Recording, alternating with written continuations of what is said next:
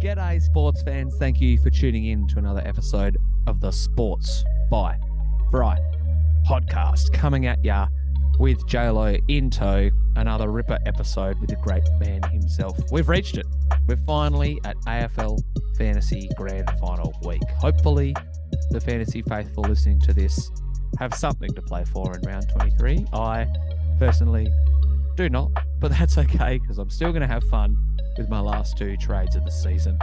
And there's still plenty of stuff to talk about in a sporting landscape as well. Obviously, with round 23 here, there are plenty of ramifications from this weekend's game. So JLo and I give our picks of Carlton versus Collingwood. We talk a little bit of the Ben Rutten Essendon saga that's going on. Personally, I think Alistair Clarkson will just end back up at North, but watch this space. He hasn't signed the dotted line yet, so that remains to be seen. We talk through a couple of retirees as well. One of them who fuels today's Mt Rushmore when we talk about some of the greatest Port Adelaide players in the history of the AFL. And even though the NBA is in its lull, in the downswing of relevant news, we talk about the Pacific Division, which has some pretty interesting teams in it, some of which I think are going to be very relevant when it comes to the pointy end of the 2022-23 NBA season. So a jam-packed podcast lined up for you. Let's not waste any time. Here we go. We have reached the last week of the fantasy season. We've overcome a lot of trials and tribulations, some more than others. And there's no other bloke I would rather sit down here and talk basketball, football, and fantasy with than Jacob Loverian. How you going mid-August, mate? Fucking cold. Oh, yeah? It's cold up there too? It is so fucking cold, man. Plus, anyway, it's all good. Can't use the aircon because there's a COVID person in the house, so can't have it cycling through. So I'm still hanging in there. Haven't had my second wave, but we'll just see how we roll. But good otherwise. Good. Glad this bullshit fantasy season's over, even though it's been my most successful yet. Ready to say goodbye to the trials. Yeah, I'm glad we've reached the end of the fantasy season. I don't want to tease the Sportsby fans too much because I think fantasy will be towards the back end of the podcast. You know me, I love to change the order around every now and then. Or you know what? I'm going to give you a bit of say. Should we just do fantasy first and then do basketball, or where do you reckon? Yeah, let's give the people what they want. Yeah, okay. For the people that want to listen to a 15, 20-minute segment and tune out, here comes the fantasy tidbits. Don't say I don't do anything for your Sportsby fans. Yeah, look, I'm glad that this season is nearly over. However, the large fries and Coke managed to move up last week. Hey. Yeah, I went from like 6,200th to 5,900th or something. So finally a bit of a climb after a lot of negative regression for the Sportsby boys. Scored 2-3-1-1. And the first time in a long time, I outscored the Quisblorken boys. So the Aaron Hall trade-in worked.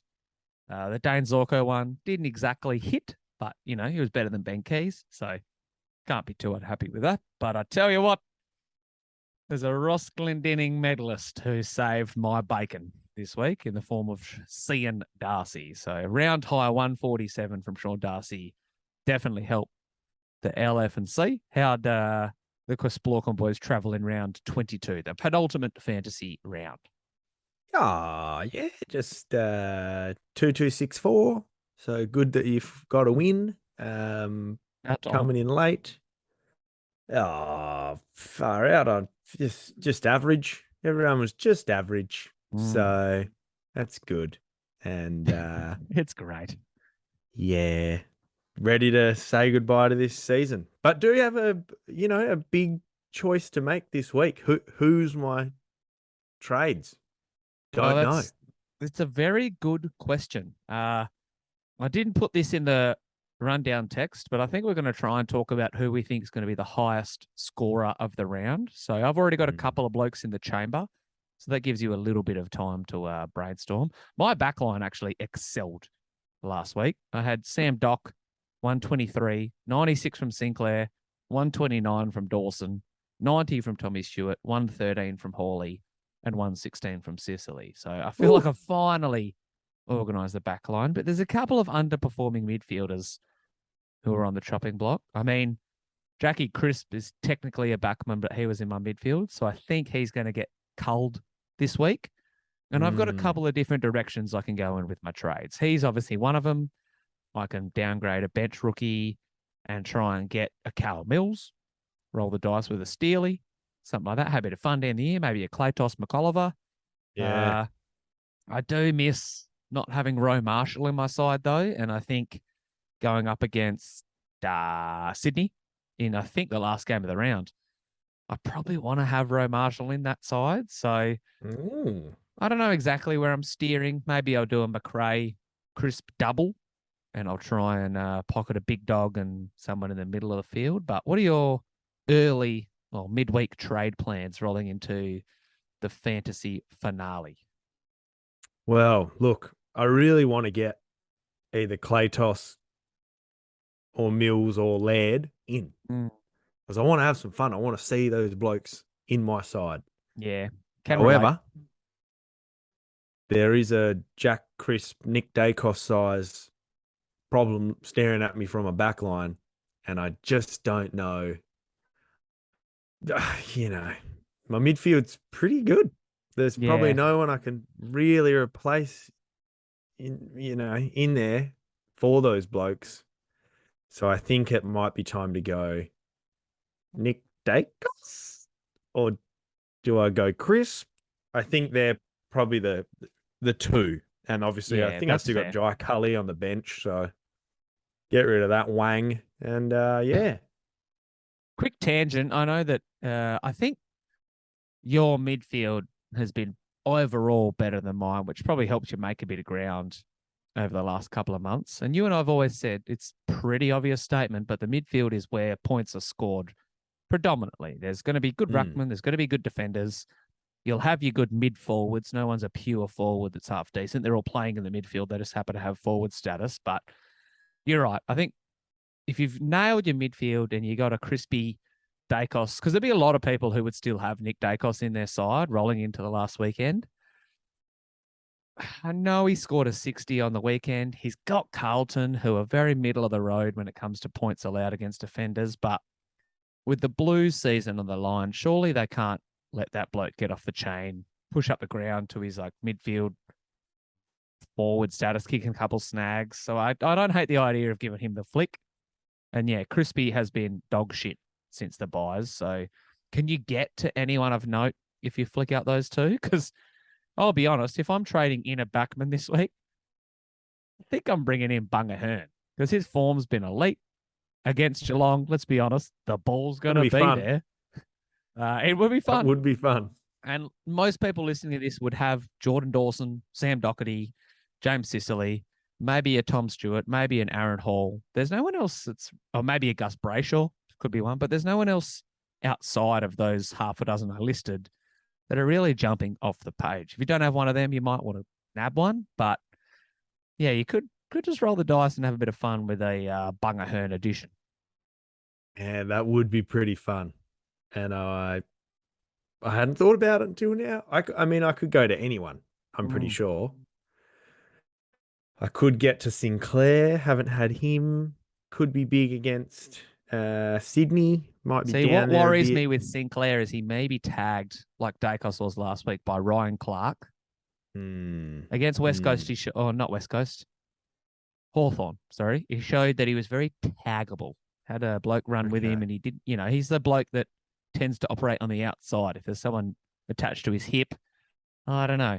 It scares me a bit, the Sinclair edition, I will admit. Yeah, it's a good point. Yeah, I think I probably will get rid of Dacos, but Bugger knows who, or does Bunga knows Bunga who? knows who. Anyway, so yeah, I don't know. I honestly have no idea where I'm going to go with it, but I will just take some time, weigh my options, and the problem is if I go Dacos to Hearn, I've still got a trade to do. Like, and I'm like, I don't know what I do with that. So maybe Whitfield is an option. Someone Don't I would hate it. think about. Don't hate it. Don't know who they're playing. They're playing Frio. Fuck knows. Yeah. Yeah. Yeah, who knows? You, you know, Harry Himmelberg, does he come back in? I don't know. What's happening? Fuck. Hey, there'll be a lot of blokes listening to this, maybe females too, who are Yep. at the pointy end of the season. You don't have much to play for if you're not in a grand final. I managed to shit the bed in a classic preliminary, a draft preliminary, and a keeper league preliminary. So I don't have a lot to Oh, play for this week. So I can relate to those people who are like, do I even bother making my trades this week? But you know what? I feel like you roll the dice, you try and get in a person that you think is just going to go bang against a certain opposition, but you've also got to have a little bit of fun. David Mundy has come in and out of my fantasy side a couple of times oh, this week just to see if I ooh. bring him in, what else it lets me do cash wise. And I still may even roll the dice just because it'll be the last time I can have him in my side. Uh, Mm. as it stands right now, though, I've gone with the Rowan Marshall Scott Pendlebury double because I feel like Okay. if there's one dude that's going to stand up against Carlton with their top four hopes on the line and Carlton throwing the kitchen sink at them to make finals, Pendles will probably have a safe 90. I don't expect him to go 130, but I can't see him scoring anything less than it maybe ask him for a bit, but a 90 odd. But I don't Yeah. know. I'm also expecting Roe Marshall to go big against the Swans. So I think there's a couple of blokes in my sites trade wise who I think are going to be huge this week. Starting with anyone that doesn't have Tuke Miller. I reckon he's going to score the Oh, most yeah. fantasy points this year. I reckon he's going to, to be honest, you play this back in a month's time. I reckon he's going to get 3 votes in this game against North, and that'll win him the Brownlow medal. Ooh. Yeah. Okay. I Don't reckon he's hate going to that. go off. Brayshaw probably won't poll against GWS. I feel like they're going to send someone to him and he'll just be very content to go through the motions. I'm trying to think who else is in the Okay. Brownlow mix. Cripper, maybe. Clayton missed a bit of time or missed a game, so not a bit of time. But yeah, I feel like this is the Tuke Miller game. This is where he cements himself as a fantasy star. He's just coming off a 133 against Geelong, mind you, who aren't exactly scrubs. So I'm huge on Tuke and I'm huge on Rowan Marshall going up against Sydney. I think Das Cameron managed to waddle his way to a score in the 90s. Tom Hickey, apparently Sydney don't give a shitload up to Ruckman, but I feel like Rowan Marshall is almost more of a midfielder slash winger. He's shown in the Yeah. last month that he can score really well. So yeah, I reckon Rowan Marsh, Tuke Miller, and maybe throw Callum Mills into the conversation just because he seems to have a pretty high fantasy floor. A big trade targets this week if you don't have any of that trio. What do you reckon? Is there anyone outside those 3 that could be in the conversation for scoring the most points this weekend? Nick Rewalt a couple of years ago scored a 200 for fantasy coaches in the grand final. Jeremy Cameron a couple of years after him had a massive day out. So you could maybe go down the route of bringing in a gun forward. But yeah, who jumps to mind for you as a big grand final performer for fantasy coaches? Well, I brought the 2 Essendon boys in because of their, well, actually more Dust Parish because of Yeah, their run, and they've got Richmond to finish off. don't hate it. Richmond have locked their spot in pretty much, so I wouldn't mind. I reckon Dust Parish, I think he had 140 against Richmond last time you played them. Could be a big scoring one. Don't hate the Carlton boys against Collingwood. True. And they're going to be fighting for their spot. So I reckon Cripper might just stand up and have a big 130-40 like he was earlier in the year. And then, yeah, I guess it's maybe a Cam Guthrie could go big against West Coast. Don't know if he'll get tagged. Yeah, I like that. I don't know if he probably wouldn't be the bloke that you'd tag anyway if Jacko Nelson's still playing. So he could get Fuck right that off guy. the chain. Especially if TK's back in, there's another non-tagging midfielder. So maybe Cam Guthrie. Yeah. That's a nice one. I like the Cam Guthrie call. A lot of the fantasy faithful, including the traders boys, have been throwing their support behind trading in Mitch Duncan. But I don't know. I feel like he's just destined to get you a score in the high 90s. He's going to be on autopilot, much like most of those cats with, finals on their mind. But Cam Guthrie, I don't hate. He's a bloke that could just have a near fantasy triple-double with a couple marks and tackles. So, yeah, that's one I had not considered. What about Big Baz Smith against the Hawks? Ain't no one going to be going with him. Any of the Dogs boys, I guess. Maybe don't trade out J-Mac with that in mind. Maybe. Well, Finn McInnes, you'd think, would tag someone, eh? Bond? Who do you tag if you're Finn McInnes and Sam Mitchell? Because I I would feel say like Bont's the most impactful.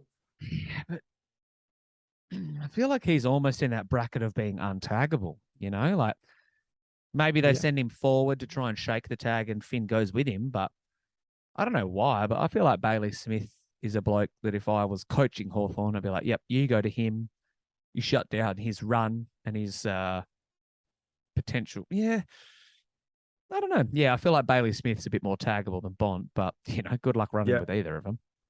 Yeah, good luck. Another bloke who might go big this week, Noz Anderson. He could get right off the chain. I think that game is going to be full of fantasy points because Jai Simpkins also someone who I've looked at trading in, coming off Ripper form. Okay. You could. I'll be honest. I reckon out of Took, Noz Anderson, Jai Simpkin, Luke Davies-Uniacke, I reckon at least two of them are probably going 120, maybe higher. I reckon there's bruise-free footy. It's playing. They're dead set playing a dead rubber. I could see multiple crew going off in that game. So yeah, it'd be interesting to see. So Gundy ahead, what trades have you made so far, or what are you thinking? I'm just mucking right around at the moment. And this is probably not how it's going to go. And in fact, I think I'll go Dacos to Zorko. Yep. And then maybe Tom Mitchell to Clayton. Don't hate it. But the one I've got right now, just up, not executed, is Nick Dacos to Brandon Ellis. And just see where I can go. I could go Tom Mitchell to a Noz Anderson or something and just load up on the Suns boys. I don't know. It's Brandon Ellis playing off a wing against North. You never know. And looked good last week. Yeah, 130. So only 1% of people have him. So bugger knows where I'm going, mate. This is not helpful at all at this point. Yeah. I think part of the reason I want to trade in Romarsh or go down the Callum Mills route is because that's the last game of the season. I don't exactly want to, I don't know, vault inside the top 5,000 and be like, all right, I got one player playing now, and then just slowly watch my rank slip. So I think if I trade Crew in, it'll probably be part of the Sunday squad. Cripper also on my mind. I think I agree with your take. I reckon he's going to, he's their captain, eh? Yep. Yeah. Season on the line, final spot on the line. Who's going to stand up? It's probably Patrick Cripps. Sam Doherty, a lot of people are penciling in as a captain option as well after playing in the midfield after their recent string of injuries. So, yeah, watch this space. Thursday teams will dictate a bit if Steph Martin's named. Tim English will probably get the chop for me, but if for some reason he's out and English is solo rucking, then I might just do a McRae Crisp out, or I might do a rookie downgrade, Crisp up to Millsy, up to Romarsh if I can move some pieces. It's all about having a bit of fun, though, so I may still bring in a Pendles or a Dave Mundy. Watch this space. Have some fun, man. Speaking of fun, do a little bit of basketball chat before we dive into more footy stuff, because the Brooklyn Nets doesn't seem like they're having any fun. We're not going to talk much about the Nets. We're going to talk about the Pacific Division today, but I just want a quick one on Ben Simmons, because we haven't talked a lot about him in recent times. We've talked a lot about Kyrie, talked a lot about Kevin Durant, and just this week it came out that Simo has reached a settlement with the Philadelphia 76ers. So there's no longer, well, there probably is still bad blood, but there's no longer a lawsuit hanging over either side. The number has not been disclosed, but what do you think we can expect out of Ben Simmons this year? Obviously, Kyrie and Kevin Durant, if they stay on the team or not, will dictate a bit of that, but are we going to see the same bloke that took the league by storm when he arrived in Philly? Rookie of the year from memory. That sounds right. Yep. But Yep. gun player, right? He's 15, 8 and 8 without even really trying. Obviously, not a lot of those points come from outside the keyway, but are we going to see Ben Simmons at the peak of his powers? Or do you think with all the shit that's gone on the last 12 months or so, we may have seen the best of Ben Simmons already? I think he's got enough talent to still. We haven't seen his peak, I don't think. What will we see this year, though? Man, that's very hard to tell. He probably needs the ball in his hands to be as effective as he has been. If Kyrie Irving's there, that's Not diminished. going to happen. I think what we can expect is first team all defense. Yep. I think we'll probably get that from him because that's something he can really control. And maybe, just maybe, in his 2 years off, he has a jump shot. Who knows? That. Who knows, man? 2 years is a long bloody time.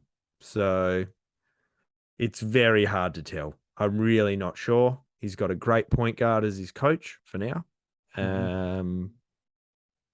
But, mate, it's a throw shit up in the air and see what lands on your face, pretty much sort of scenario. I think from memory, the Nets hired Kyle Korver as an assistant coach. And I did see some, there's all sorts of videos of him coming out practicing shooting or going through shooting form. But let's be honest, if there's a bloke you want to learn from that's not Chip England, the world-renowned shooting coach that's now with the Thunder, Kyle Korver's right up there with successful NBA shooters. So maybe you're right. Maybe we'll all see a bit of development from that point. It's just we've seen him be able to shoot shots before. He just hasn't had the confidence to take a lot in games. So I hope it stops becoming a bit of a meme every time he takes a three. You know what I mean? Like, just take 100 this year. Hit fucking 10 of them. I don't care, but just don't make it a talking point. Be like, oh, on House of Highlights, Ben Simmons took a three. And then 2 weeks later, it's like, oh, House of Highlights, all caps, Ben Simmons made a three. So made a three. I hope that we see him at the peak of his powers, but it'll, obviously be dictated a little bit by what his surrounding cast is. Bloody oath. The Pacific Division. Let's get Pacific. Pacific Division. We're getting specific in the Pacific. Let's start with the reigning champs. Where a better spot to start this conversation? Golden State Warriors. They had a bit of turnover with their role players. I didn't expect any of the core dudes to leave. Jordan Poole, from memory, is nearing restricted free agency, but yet to be extended. And Draymond's murmuring about needing an extension. But right now, Golden State are pretty much running it back. They're going to swap a couple of pieces in and out. Dante DiVincenzo and JaMychal Green are in. Fine ins. GP2 out might hurt a smidge, but the rest of their outs, I don't think, move the needle a ton, like Bielitsa and Otto Porter. So I guess with the rest of the healthy West, I'm very intrigued to see if Golden State can keep up this year. I had a lot of doubts going into last year and even in the playoffs, to be honest. I thought Dallas might have taken care of them in the West Finals. I thought they might have got challenged by a couple of teams along the way, but credit to them, they proved me wrong. Do you reckon we're going to see Golden State still in contention and right in the mix, or are they kind of, I guess, like Denver last year, kind of making up the numbers, but they're not really in true contention? This is the reigning champions we're talking about. Yep. We're talking about the same Golden State Warriors. Yep. The one with the best shooter of all time, the best defender of our generation. Maybe the best coach in the league too. Yeah. Absolutely, they're going to be in contention. I think losing Gary Payton hurts. I think losing Otto Porter hurts. But getting JaMychal Green in is a solid move for them at a position of need. Yep. I think losing losing Otto Porter sort of helps open a bit more space for Jordan Poole.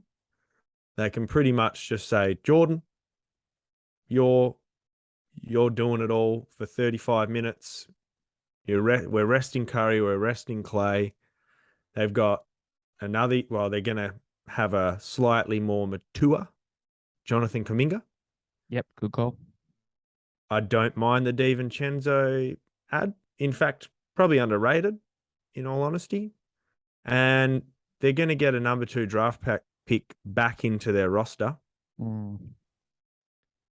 I think they should be the favourites right now to go back to back, if you ask me. Really? Personally. Like in the league or just the West? In the league. Okay. Yeah. I mean, Who's beating them? Bucks? Maybe. Celts? Didn't do it last time. Nugs? Maybe. Yeah. You wouldn't say they're above them right now. Yeah. Look, I mean, I buried the lead with the Kuminga and Wiseman growth, and Moses Moody as well, who doesn't get talked about a lot, but yeah, he kind of reminds me as a bit of a Mike Miller, Malik Monk type player. Like come off the bench, it's early in the third quarter, he's got 7 threes, and if he plays enough, he could do it in a game that matters. So I think even though, like I said, they lost a couple of pieces from their depth chart, still do bat pretty deep. And James Wiseman's a big one. Like not even if he lives up to the hype of being the number 2 overall pick, but if he plays and contributes, that's a huge addition for them because they relied on Draymond so much in the playoffs, and his lack of offensive points per game output was really glaring. And a lot of people talked about how he had more turnovers than assists or whatever. But if you can plonk a 7-footer into the middle who's doing his thing and Draymond can defend some 4s and not have to defend your Jokic's, your Giannis's, Embiid, whatever, there's no reason why they shouldn't repeat. And yeah, maybe I'll stop doubting them if they do go back to back. Jeez. Asking a lot from him. I tell you what, I wouldn't expect too much from Wiseman early on, and I probably wouldn't expect him to be starting by the playoffs. I still think Looney will start. That's fair. I think Wiseman will come off the bench, but boy, potentially what an important bench player. Could be the best bench center in the league. True. That's not nothing. So they're definitely the favourites in my eyes. Yeah, Looney, he probably earned his stripes last year. Got paid in the offseason too. So we expect a lot from Golden State, and they'll probably live up to the hype. One team we do not expect a lot from is the Sacramento Kings. 30-52 last year. I honestly find them as one of the most intriguing squads going into this year. Like, are they going to just replicate their past failures and miss the playoffs again?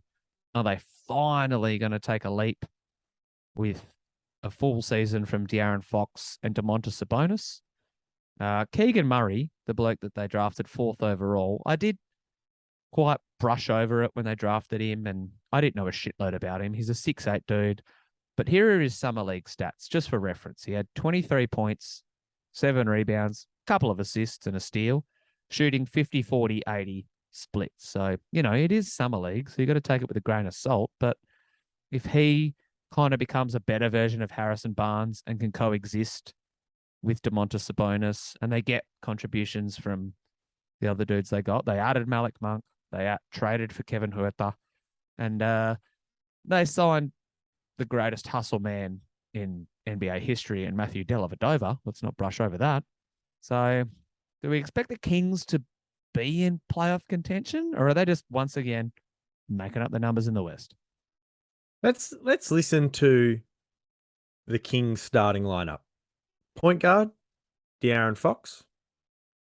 Shooting guard, probably Kevin Huerter. Yeah. Or Davion Mitchell. Let's go Huerter. Small forward, Harrison Barnes. Power forward, Keegan Murray. And then center, Domantas Sabonis. That's a bloody good. That's not like an elite starting line. That's a pretty good. That's good. It's a good better starting than they've lineup. had in the past.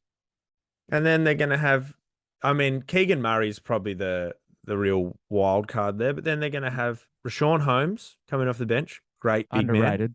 Man. Very underrated. They'll have one of the better wing defenders in the league in Davion.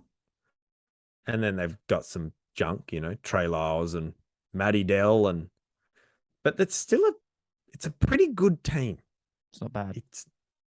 I don't know what to expect from. I don't think, they're probably playing, but it's a pretty good team. So, I'm excited to watch the Kings this year, I'll be honest. I'm excited to see what they do. I think they might do a little something. That's what I think. I think I agree. I mean, Hmm. Are they going to be a top 6 team in the West? Well, 2 of the teams we've still got on the slate, I think, are going to be in that bracket. Golden State are going to be in that bracket.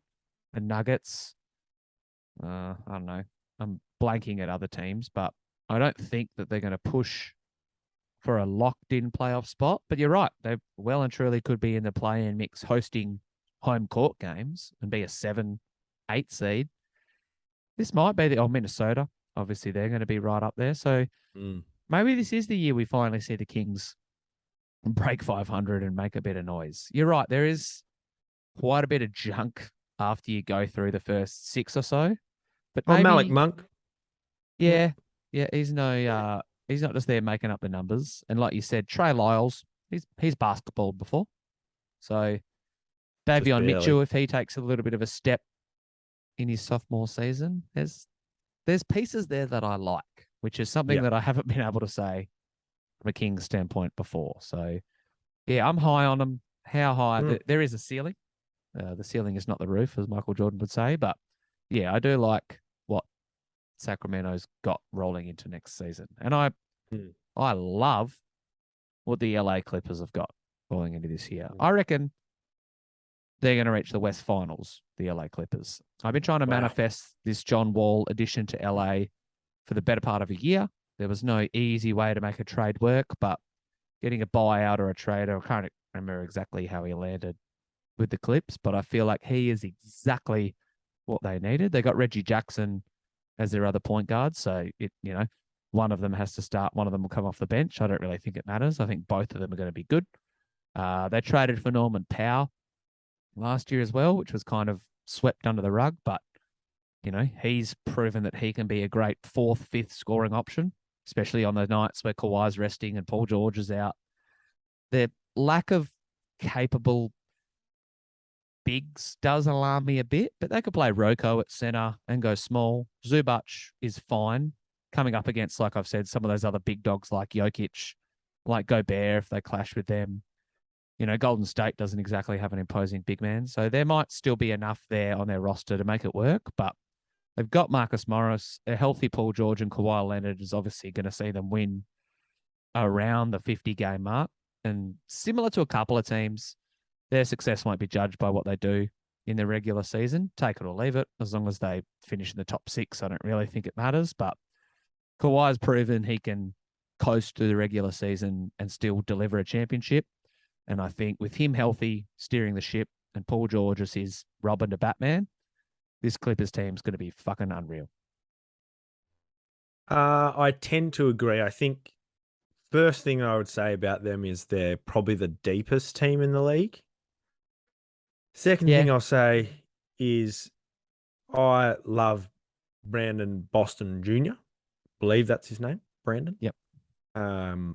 Think he's a real player. Like what Terrence Mann does. I think, you're right. The bigs is a problem, but Marcus Morris can play big. And boy, they've got a lot of depth, even if the John Wall thing doesn't come off. Although, let's be honest, last time he played basketball in the NBA, he averaged like 20 points. He wasn't bad. Exactly. So I think they will make some noise. I think cohesiveness and sort of team chemistry, not that chemistry like locker room chemistry, but like actual playing together on the court chemistry is probably their biggest, the thing that might chain them down to the floor. Right. Yep. So, Ty Lue's a great coach. He's there, isn't he, Ty Lue? Yeah, that's what I was going to say. They've got one of, I think, the top 5 coaches in the league as well in Ty Lue. Yeah. Yeah, they're gonna make some noise. It's all health.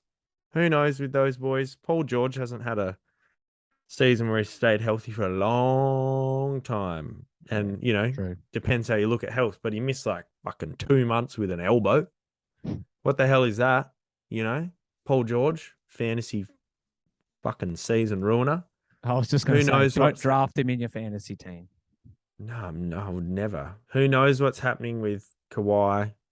But if it all goes well, you're right. I could see them in the West Finals. I wouldn't pick them at the moment, but I can see where you're coming from. So yeah, really like them. I've got a lot of confidence that regardless, as long as they're healthy by the time the playoffs roll around, regardless of what their record is, that they'll be right in the mix in the playoffs. I don't know if the co-tenants of Crypto.com Arena are in the playoffs. I mean, they missed it last year. They went 33-49, the Los Angeles Lakers did, which is just yucky to say out loud. Does Russ stay? If they had their wish, probably not. But it doesn't seem like anyone's lining up to trade for him. No. Useless sports by a fry stat time. Since Anthony Davis has joined the Los Angeles Lakers, he's missed 40% of his games. I rounded that up. It's technically like 38%, but over a 3-year season sample size, dude hasn't proven that he can play. If he does play, I think he could almost be in the MVP discussion, which was talked about last year. That's a big if, though. I mean, he's played 60, 36, and 40 games in the last 3 seasons. So durability is not one of his strong suits, and you can't expect LeBron to shoulder the entire load at 487. So there's alarm bells that probably should be ringing for the Lakers. I mean, they went out there and they made some moves. They did what they had to do given their position. They signed Juan Toscano Anderson, Lonnie Walker, who I was high on at the Spurs, but, he's not going to win you a championship off his own back. And obviously the Russ Westbrook trade just looks worse and worse by the day. So who finishes higher, the Kings or the Lakers? Oh, LeBron. Probably, yeah. A question had to be asked. Probably LeBron. It's a good question, though. Look, there might be enough stuff around those 3 to do something,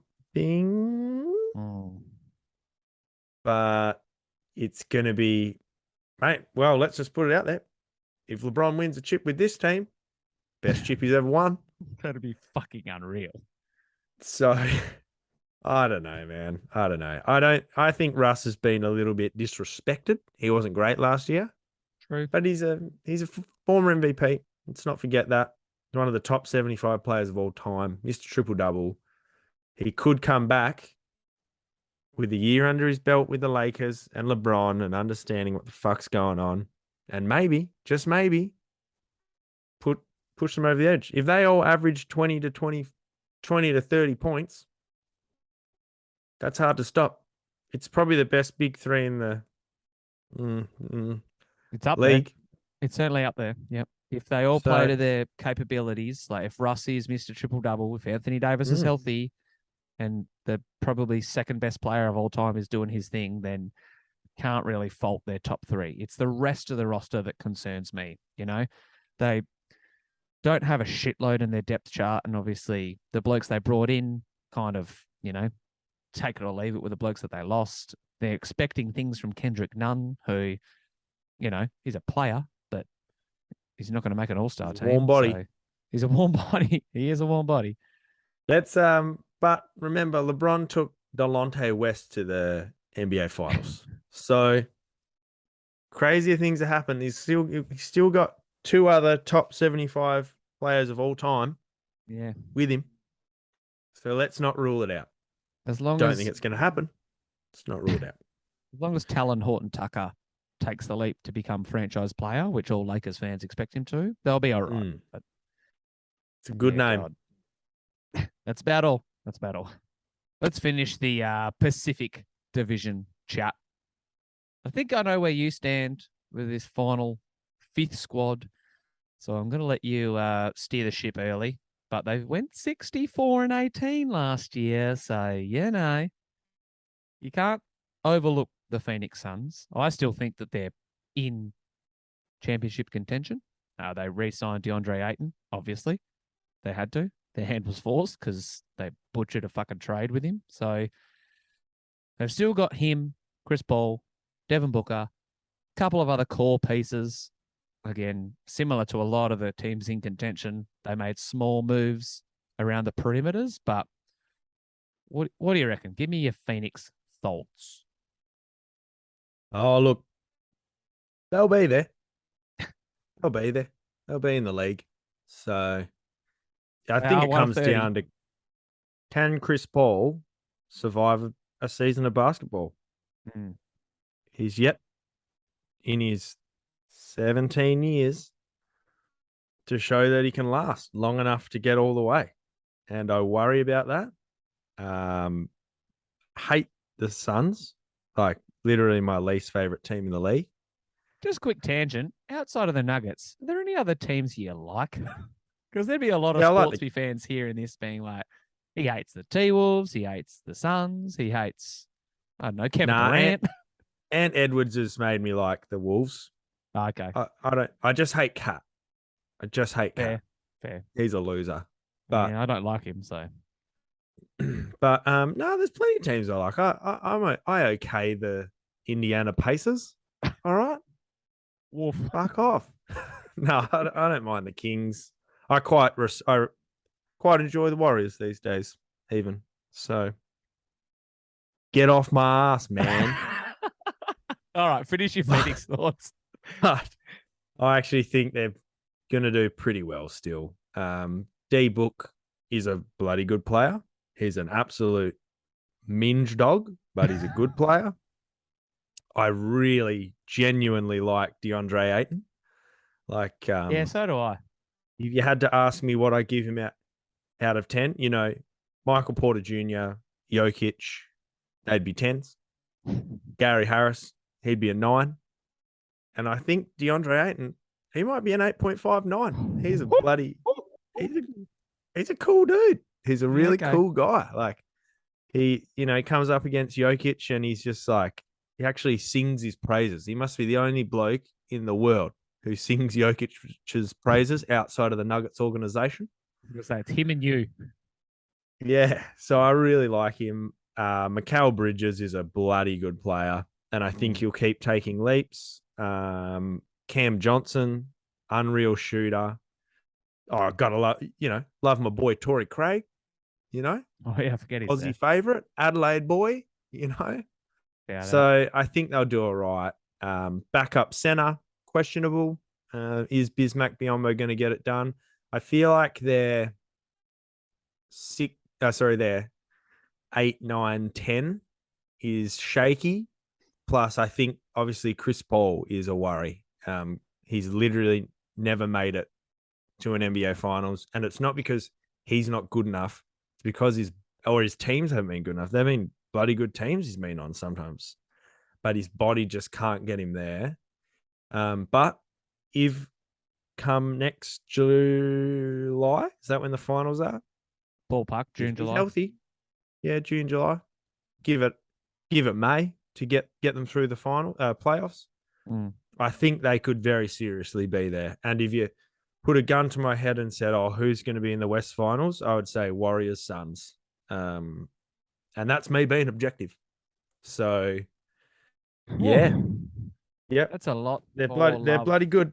I bloody hate them. I hate their fans. I hate Devin Booker. Really dislike Chris Paul on the court, but they're a very good basketball side. A lot more love than I expected. Well done, mate. They must have taken a lot. I will admit, I'm shaking right now. I will admit it's only recently that I feel like CP3 has failed injury-wise, but it always seems to happen when it matters most for the Clippers. He was getting injured at the Clippers, mate. Yeah, but a couple of times he went on runs with them. But that was 5 years ago. So, okay, let me preface it by saying in the back third of his career, like no one was talking about him missing games in the first half of his Clippers career. And every now, like last team he was on with the Thunder, they lost in the first round. Never mind. Ignore me. But he's okay. He's okay. But you're right. Their championship hopes do hinge a lot on his availability and the fact of whether, again, regardless of what they achieve in the regular season, you don't have to win 64 games and have home court. You got pushed by the team that won a fucking play-in game on your home court. So I don't think like finishing with a top 2 seed is as dramatic as a lot of people think it is. I think having your team healthy and peaking at the right time of the year, much like the Celtics did last year when they hit their straps, that's what really matters. So Chris Paul was rolling into the playoffs. Like, was it his thumb that he fucked up last year? Let's say for argument's sake it was. I mean, he played in the All-Star game a day after the story came out that it was busted.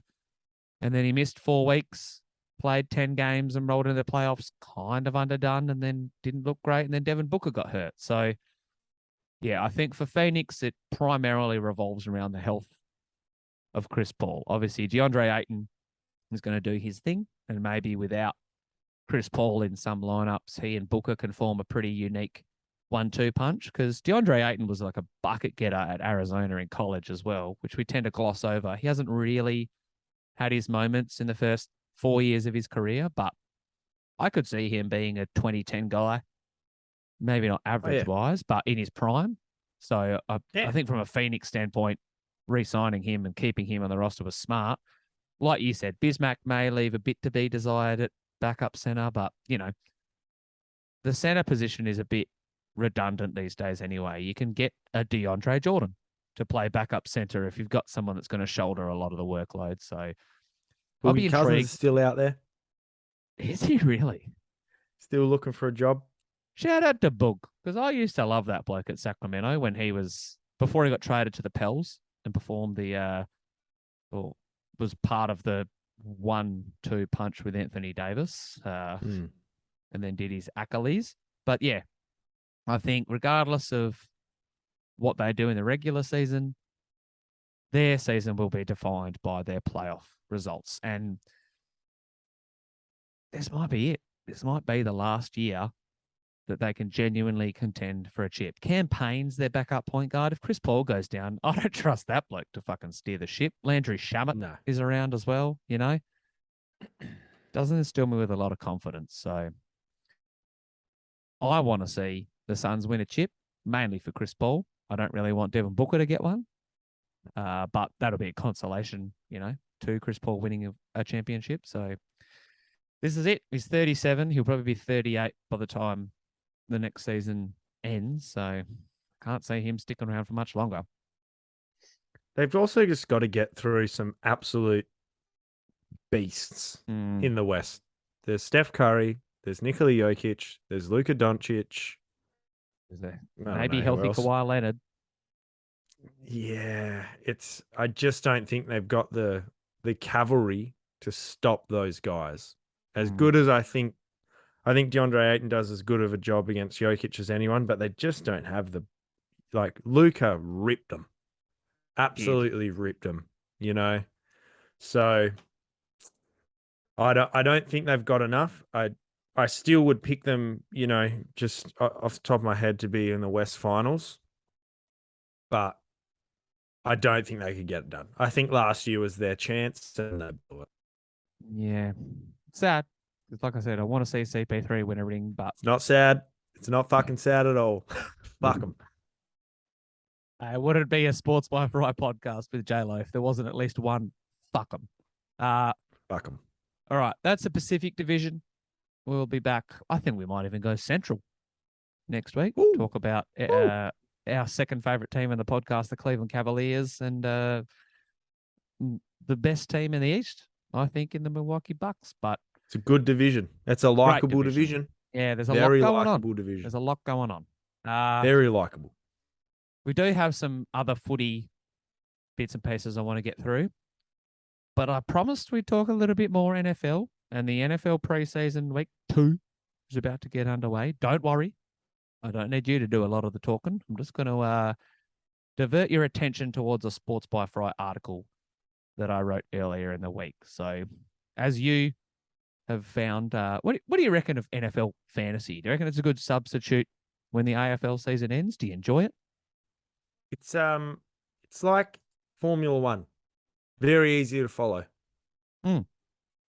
And my first year won the championship. My third year won the championship. So you don't need to know a lot about it to just look at a couple of numbers and go, oh yeah, that'll do. So yeah, I fucking enjoy it. I encourage all the Sportsby listeners, especially the AFL fantasy enthusiasts, to get amongst it. But I won't chew up a lot of your time. The article I wrote was basically a 101 guide to how you can have a successful team this year. I think you can really wait on quarterbacks this year. Traditionally, people will get drawn in by your Josh Allen, your Patty Mahomes. Lamar Jackson's maybe the one bloke who I'd make an exception for. I think he's going to bounce back towards MVP contention. But can you remember who your quarterback was last year? Kyler? No, I wish it was Kyler. Can't remember. I think it changed a bit, to be honest. Okay. See, I took Jalen Hurts at like the 12th best quarterback. And from memory, he was the second best scorer. So there's a lot of depth at the position. I think Derek Carr is on average the 12th quarterback in ADP. And he, with Devontae Adams by his side, could be in for a big bump. There's a couple of other blokes that I like. I think Saquon Barkley's in for a bounce back year. I think that Travis Kelce, now that Tyreek Hill's gone, could just be like a wide receiver in your tight end slot. So you might want to try and draft him. And I'm big on the Vikings. I'm big on Justin Jefferson and Dalvin Cook. Because have you had Kirk Cousins as a quarterback at times? No, I've had Dalvin Cook though, mate. Oh, but you had him when he was popping or when he was injured? Popping. Won me a chip. Yeah. So I think he's had a couple of injury issues in the past. I think he's in for a big year. Both those blokes are roughly going in the first round. So you could maybe snaffle one of them. Mike Evans as well. The last possible year of Tom Brady, I think you could probably snag him a bit late. And you have to, I think the most important thing in NFL fantasy is to take a defense and a kicker with your last 2 picks. A lot of people get sucked in and drawn in by drafting them a bit earlier, but the things I put in the podcast last year, the Pittsburgh the Pittsburgh defense was the first drafted defense and special teams, finished the year as the 20th best fantasy unit. And the bloke who was... that was me. Yeah, it might have been. And the bloke who was the 14th drafted kicker, so like 13 blokes were selected ahead of him, finished number 1 in points in Dan Carson from the Raiders. So be patient and wait on them. But I reckon we'll fire up a couple of draft leagues, maybe include a couple of the Sports Be Faithful. And maybe, just maybe, you can win another championship. I do have some thoughts on the defense and kicker stuff. Go on. And also on your quarterback. I reckon it's important to get a quarterback who you know is going to hit the ground running. Agreed. And literally run the ball. I think Kyler Murray in my second championship won me it, even he was a rookie, because he was running a lot. And so I would say that's something to think about. I don't mind the idea of picking a defense with your 3rd or 4th last pick. Sure. Because I do find when it comes down to those last picks, your last running back and your last wide receiver that you're picking, if you've gone in that order and you're not trying to snag like a tight end really late or a QB really late, then they're pretty junky anyway. So I don't mind the idea of going a few spots higher on a defense and a kicker. Probably not the kicker so much, but the defense, if it means you potentially could get the best defense. You never know. Like I'm sure that was me who picked Pittsburgh last year and it didn't pay off. Oh no, I didn't pick Pittsburgh. I think I picked the Rams, but I don't mind the idea because you're probably just picking genuine roster fillers anyway at that point, and you know that those guys you pick down there, you're probably gonna end up switching out after week one for someone who scored well unexpectedly. So I don't mind the idea of that. And obviously, yeah, look for first season or rookie QBs who might actually hit the deck. So yeah, I don't hate it. Kyler Murray is currently the 6th highest quarterback coming off the board. This is all ESPN draft numbers for the record, but you could throw a dart at him. Jalen Hurts is in a similar range, late 60s. They're going off the board. Russell Wilson is currently the 11th highest quarterback drafted, and I think he's going to have a massive year with the Broncos. So, oh yeah, there is value to be had in that range. But yeah, don't get sucked into drafting Josh Allen or Justin Herbert Rodgers in the 30s. Yeah, Rodgers as well. I think he's probably between the Kyler and Russ bracket. But I mean, the bloke's won back-to-back MVPs, so what would I know? But yeah, we will definitely be churning out more fantasy NFL content. Do we want to talk, now that we're going to actual AFL footy, do we want to talk about Alistair Clarkson and the Dons and the Kangaroos? Don't give a shit. I think Essendon's fucked. Clarko's probably still going to North, and Ben Rutten may still lose his job, but it probably won't be for Alistair Clarkson. If they can't get Clarkson, maybe he'll keep it. But I feel like there's a lot else that needs fixing at Essendon. Yeah, he's not the coach for them, that's for sure. Mm. Who is the coach for them? Bugger knows. I would, with Das Parish still being so young, I would probably pick a coach that can grow with them. That would be all I would say. Yeah. There's not a lot going on at the Dons. Agreed. Adam Uze may or may not get the GWS gig. If he doesn't, Adam Kingsley's another bloke who's in the mix. I think he's a Richmond assistant right now, firmly for a promotion. If you can't get Alistair Clarkson, maybe promoting one of them at Essendon is the answer. But yeah, like I said, I don't think there is any short-term solution for the Dons. Grab Dean Cox. Oh, that'd be nice. Nah, he's coming back to West Coast, mate. Oh, that would be even nicer. That'd be great. Okay. Before we dive into the second last segment of the pod, round 23 is here. We know who's going to win the minor premiership. We don't know who's going to make the finals. Do Carlton beat Collingwood on Sunday and secure their first final spot in 6, maybe 7 years? In a Or while. do the Pies get the win and sew up a top 4 spot? Oh, boy. That's a good question. It is. I'll take Carlton. I don't think and look, we might be coming back next week and going, yeah, right, Jayla, you were miles off, but I don't know if Collingwood have the defense to hold back the Carlton forwards. Mm-hmm. I think they mightn't have the forwards. Oh, they've got an interesting forward line, but let's say I don't think they have the forwards to go with the Carlton backs. To be honest, I think Carlton's a better outfit. Like if you look across the ground, too. yeah, if you look across the ground, so I'll back Carlton in. I'll back Paddy Cripps, easily one of the best players in the league, to get it done for his team, lock him into the finals, and yeah, that's who I'll go with. I think strangely, even though they lost to the D's in like pretty heartbreaking fashion, they may take a little bit of confidence out of it because they were like, we contended with the reigning premiers. And the main issue with Collingwood that was stark and obvious against Sydney last week is who's kicking their goals. Like, unless Brodie Myercheck or Jamie Elliott combine for half a dozen, like, name another Collingwood forward, right? You got Will Hoskin, Elliott maybe on a flank. That bloke I hate, Henry.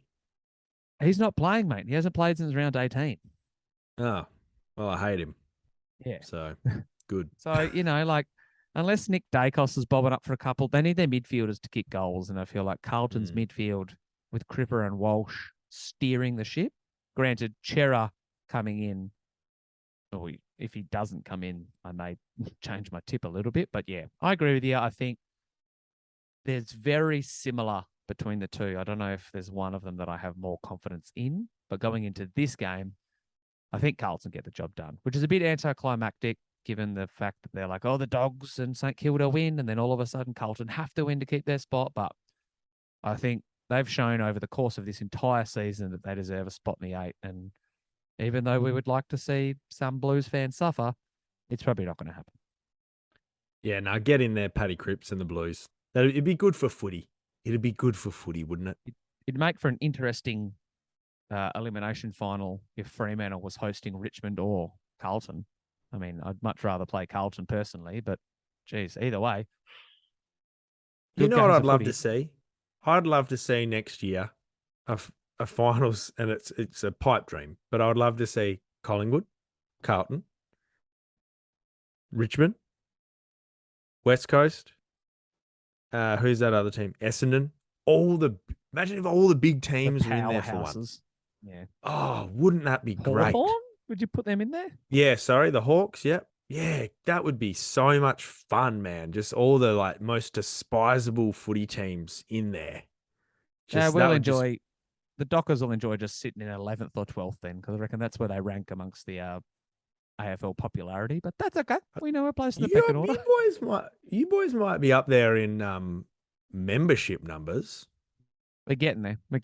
I hope. Yeah. I hope we can West make a Aussie run. teams do well. Yeah, you're right. The West Aussie people are faithful footy enthusiasts. I hope we make a deep run for David. Clearly, we've talked about him and JK of the West Coast variety. We even shone some light on JK from a Sydney variety. But I want to talk a couple of retirees very briefly. We saw that Devon Smith has announced his retirement. Pretty banged up. You know, he's the same age as you. Yeah, I know. That freaked me out, man. Almost to the day. Man. I'm an old man, mate. Yeah. And I'm older than you. So how do you think that makes me feel? Yeah, you're an old man. Did you also know he won a BNF in his first year at Essendon in a landslide? Yeah, I remember he was just tackling out the arse, mate. He went off. Yeah, and never got back there. Probably because he was tackling so much. Hurt himself. Yeah. Bust himself. Matty De Boer is known a bit for his tackling. Elite tagger, 211 games he's played. He's about to announce his retirement as well. Do you reckon he'll be remembered more as a docker or a giant? Probably a giant. Probably. He played in both grand finals, for what it's worth. I'll always remember him from outside Clubber. Oh, yeah. Club Bayview in Perth. For all the West Aussies listening, boy, we had a good night with Matty De Boer that night. Anyway. You'd almost want to get on the sauce with Ben McAvoy as well, who was more of a meme than he was a footballer. Big boy. Big boy. Plays his 252nd and final game this weekend. I kind of forget that he played in Hawthorn's back two premierships as well. Like he made the switch right after they beat Freo in 2013. Yeah, that sounds about right. Yeah, I forgot. Yeah, escaped my mind. Shane Edwards, obviously one of the greatest Indigenous players ever. I don't think it's unfathomable to say. 300 plus games, 3 flags, all Australian in 2018. No scrub, that's really? For sure. Yeah. Yeah, right. He's good. And for a long period of time was just like, he's a Tiger. He's one of those players when they were just shit kickers. Yeah. Annually. But yeah, I'm glad to see that he got some recognition towards the back half of his year. Only the 5th bloke to play 300 games for Richmond, which kind of surprised me. But, there's only, 25 of them probably in the history of the game that have played 300 games. It's not a lot. Sorry, it is a lot. So the one that probably prompted a lot of this retiree talk, though, was Robbie Gray, Port Adelaide. So I fished out another useless sports by Frystat for you. This one kind of comes promoted from the bloke on Twitter who makes his living with useless sports by Frystats, the Swamp Thing. But 10 times in his career in the 4th quarter, Robbie Gray kicked a goal to give Port Adelaide the lead, and they won 9 of those games. So there's a couple of times he also kicked a point to give them the lead, and they went on to win both of them. But goal after the siren against Carlton in the COVID year, the goal that Paddy Ryder hit that back tap to him in 2018, maybe. That's probably my most memorable Robbie Gray memory. But yeah, he was a fantastic footballer. And that kind of leads right into the Mt Rushmore for today. Because I thought after this Robbie Gray retirement, there's a lot of buzz about whether he's Port Adelaide's greatest player ever. In the AFL era, there's a lot of Sandful years where there's been a lot of superstars for the Port pair, but got me tanking of which Port player was the greatest of all time. So I thought that's a pretty good Mt Rushmore topic. I did tease the idea of doing the best Western derbies ever, but I don't know if we've had 8 great Western derbies. I mean, whoever gets the number one pick takes the demolition derby, and the rest of the draft is kind of irrelevant. So I regret to inform you, you have the number one pick. There was the Natanui after the siren goal. That was a pretty good one. Which one? Oh, no, sorry. Maybe I'm thinking he touched it on the line. Ballantyne. Yeah. That would be number 2. Yeah, sorry. I agree. Yeah. Yeah, carry on. I was like, I remember Natanui kicking a goal after the siren against the Roos, but did I just... No, you're right. My bad. Black out? No, he touched on the line. Yep. That was a good derby. But I regret to inform you that you are the proud owner of the number 1 draft pick, because the Kobe Bryant most iconic moments draft ended in me beating you by 3 votes. Over 200 total votes, but it was fucking tight. You won the Insta poll. I won the Twitter poll.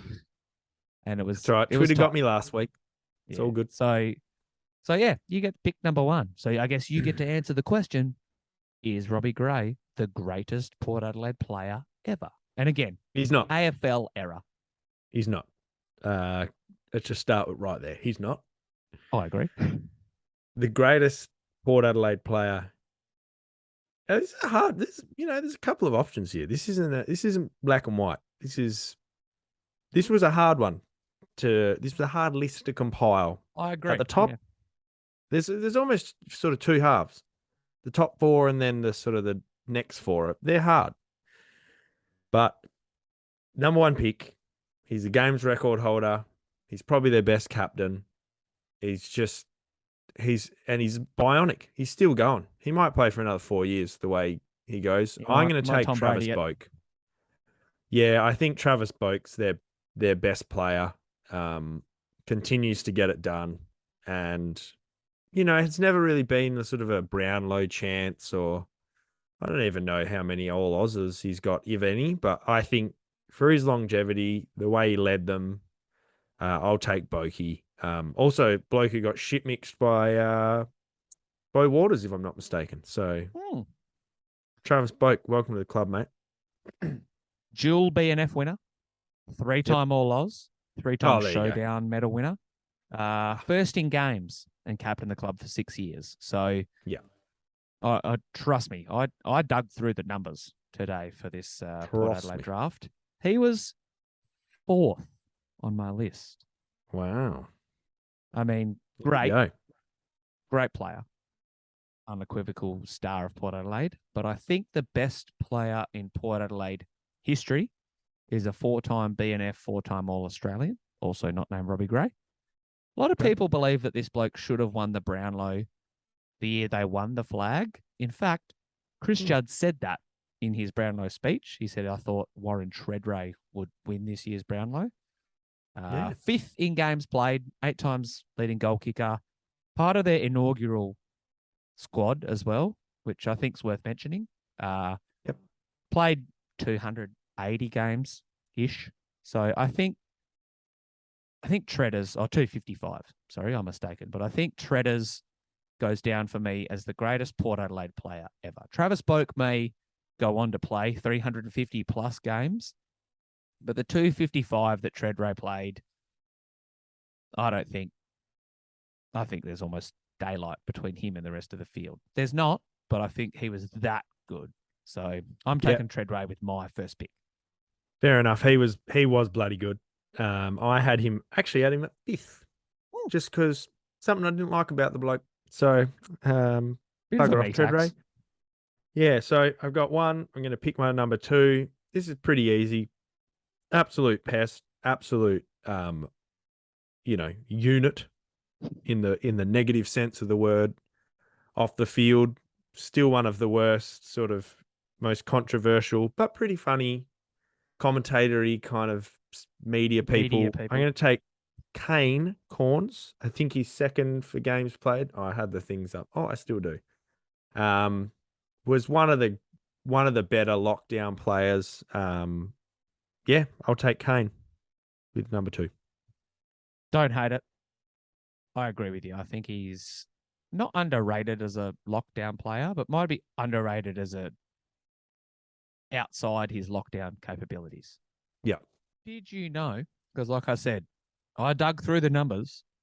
Kane Corns had 37 in the 07 loss to Geelong in the grand final. 37 touches. It was bloody good. Nothing to be sneezed at. He also kept Simon Black to 15 in their 2004 win. So, again, just 2 great examples of how he was an elite tagger, but also underrated from a midfield standpoint, right? One of only 2 blokes to play 300 games for the Power. So he was third on my board. So it's fitting that he goes at pick 3. Can't let him slide anymore. I will now take Robbie Gray. Okay. 5-time showdown medalist, 2nd all-time in goals, 4th in games, 3-time BNF, 4-time All-Australian, which surprised me.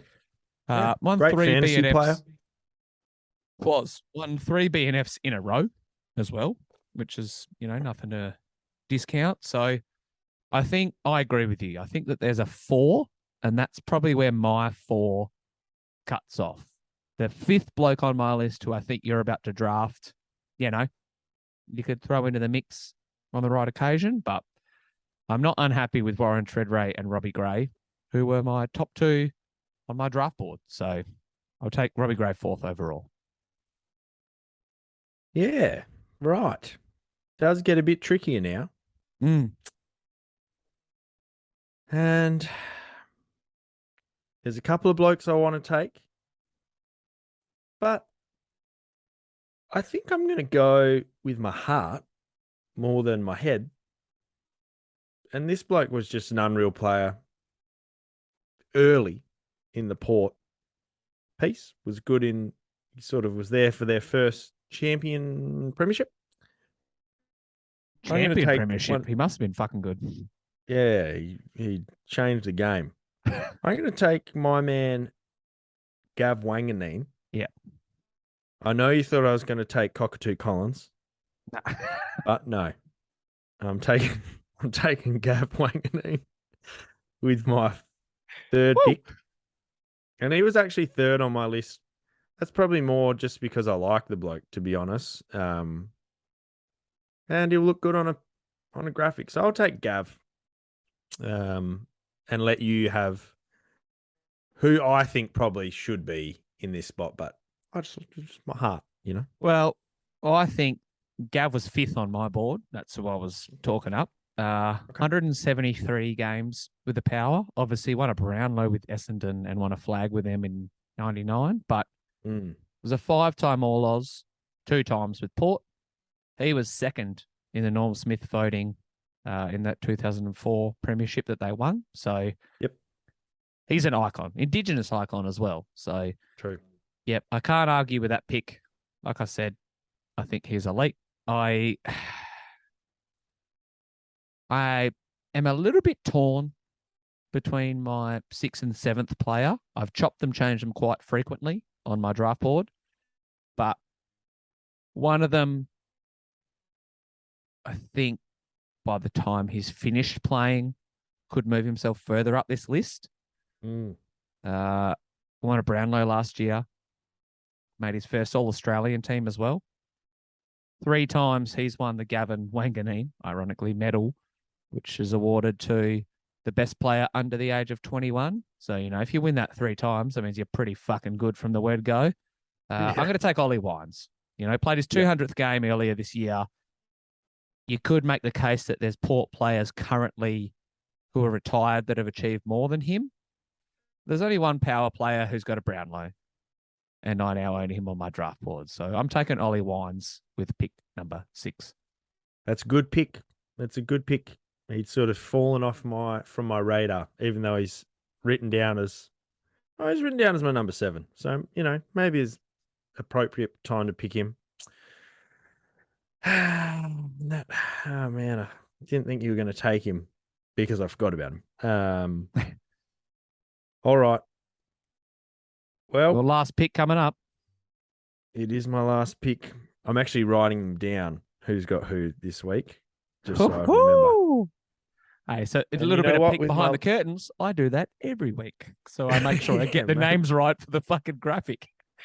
Maybe I should do that more. Well, I tell you what, mate. This has been a hard choice, but I'm going to pick Cameron Hitchcock. No, I'm not really. Well don't done. even know who that is. Well done. Yep, he deserves it. Just quietly, a bloke who won't get named on this, who was it so fucking good, is Josh Franco. Oh yeah, yep. And actually not on any of my lists. No, he's not on my list either. But just had to bring him up because I just remember him ripping West Coast so many times. It was really fucking good. I've got an honourable mention list, but yeah, he didn't even crack that. So yeah, shout out Josh Franco. No, he's a good bloody player. All right, well, shit. Well, I'm just gonna go on the games played for Port Adelaide list. I'm gonna go Peter Burgoyne. He was an absolute scumbag on the footy field. He was just, he annoyed the shit out of me, but boy, he was good. Him and his brother were unbelievably good. So I'm going to take one of the brothers left and take Peter Burgoyne because I think he was better than Sean in his run at Port. Agreed. And now you can take another brother with your last pick. I think I will take another brother. But from a different mother. I think, just quickly, Dom Cassisi might be my favourite Port Adelaide player of all time. The goal that he kicked against Geelong at Skilled Stadium, I want to say in 2007, when they went on to get pantsed by the Cats to give them a win at Skilled. That stands out in my mind, and I just loved watching Dom Cassisi. Yep. Stewie Jew. Also a great Port Adelaide servant. Good player. A lot of people remember him for his third quarter heroics against Hawthorn while he was the shape of a wine barrel. But, was no scrub at Port Adelaide. Byron Pickett only played 55 games for the pair, but he is one of 12 players, only 12 players, with 2 flags, a Norm Smith medal, and 200 AFL games. So, that's a small list. Hodgie is probably on that list. Can't think of anyone else off the dome, but Byron Pickett deserves a shout out. Sean Burgoyne was definitely the lesser of the Burgoynes from a Port Adelaide standpoint. You're taking the whole AFL careers, you're probably taking Cian, but he's not a Cian. He's a genuine Sean. Oh, yep. But one of the good ones. No, if I can finish the draft right, I think I'm going to draft Chad Corns with my final pick. Dual All-Australian, was a champion of that football club and was good. Won an All-Oz when they won the flag as well. So, was good when it mattered. 239 games. I did look long and hard at drafting Justin Westhoff, who's third in games played and third in goals kicked. Won a BNF in 2018, but his resume kind of lacks a lot outside of that. So he was, Chad Corns was 7th on my board. Westhoff was going to round it out. And the last one I will give an honourable mention to is Brendan Lade, who was part of their really inaugural squad. Dual All-Australian, 230 games. So he deserves a mention. You're forgetting Dave Roden. Oh, I forgot Dave Roden. Damn it. Nah, I'm changing it. I'm drafting Dave Roden purely for his goal umpire antics. Che Cockatoo Collins. Loved that bloke. Loved that bloke. Daniel Pearce won a rising star with Port, didn't he, before he came to Freo? Yep. Yep, definitely. Tommy Jonas is a bloody good player. Yeah, He'll probably finish on this list. agreed. The other one I had on my list was Brad Ebert. Oh, I just had Ebert written down to give Brad and Brett a little bit of a shine. Yeah, no, Brad was very, very good. So he didn't have a number next to his name, but bloody good player. And that's, I think, all I've got. Not too many elite players in the history of Port, but I think we've managed to weed out the 8. Yeah, I agree. I think that after you get through the first 4 to 5, it drops off very quickly. But I don't think we've missed any Port Adelaide players that were relevant either. You know, there might be we might be sitting down 10 years from now talking about how Connor Rosie's a dual premiership 300-game player and won a Coleman one year, the year they played him out of the cage. But I think we covered all bases and got all the relevant Port Adelaide players. So another tight one. This will be tough to split. Bloody Boat, oath, yeah. Kane Corns, Gav Wanganeen, and Peter Burgoyne versus Treadray, Robbie Gray, Ollie Wines, Chad Corns. Yeah, good luck, How we go. faithful. Good luck. Good luck with that one, guys. You really enjoy that. All right, I might have to make next week's draft Central Division orientated while we do our Central Division preview. We'll be back recapping the fantasy season as well. I dropped an article talking about the relevant cash cows on the Dream Team Talk site. So anyone listening to this, make sure you go vote. Who do you think? You had your vote yet on who you think's like a relevant cash cow? Who do you think's the cash cow MVP? Dacos easily. Yep, well done. And that's the Sports by Fry cash cow recap. Now I agree. Has anyone put anyone else? Actually, I'll get it up live. But I tell you what, I was writing this article, and I do different positions. I did the game of the year. Like, I put a bit of time and effort into it. I try and make it more than just a who's the best? Dacos. All right, carry on, enjoy the rest of your week. But it was virtually like that as I was writing it out. Any field that included Dacos, I was like, well, no one's picking anyone else. So who's third? That's probably where it starts getting interesting. Well, as it stands right now, there's been 316 votes on this poll. 282 of them have gone to Dacos for the MVP. 36 have gone to Nick Martin. Yep. 1 vote for Ben Hobbs, or 3 votes for Tyson Stengel, and 4 votes for Paddy McCartan. That's where we stand. Wow. Yep, it's pretty one-sided. That's about as lopsided of a vote as you're going to see. I swear to God. Anyway. The Sam Walsh year was similar. I remember writing about him, and he just bopped it. But yeah, shout out to Nick Dacos. Maybe coaches will have him in their trade plans, but good luck to any fantasy faithful listener to this who are in a grand final. If you've made it through this entire podcast, then you probably need a good night's sleep. And we're back to recap. Or round a 23. Or a life. Nah, this is what they live for, man. Yeah, no, good on you. Yeah. All right. Cheers for joining once again, J-Lo.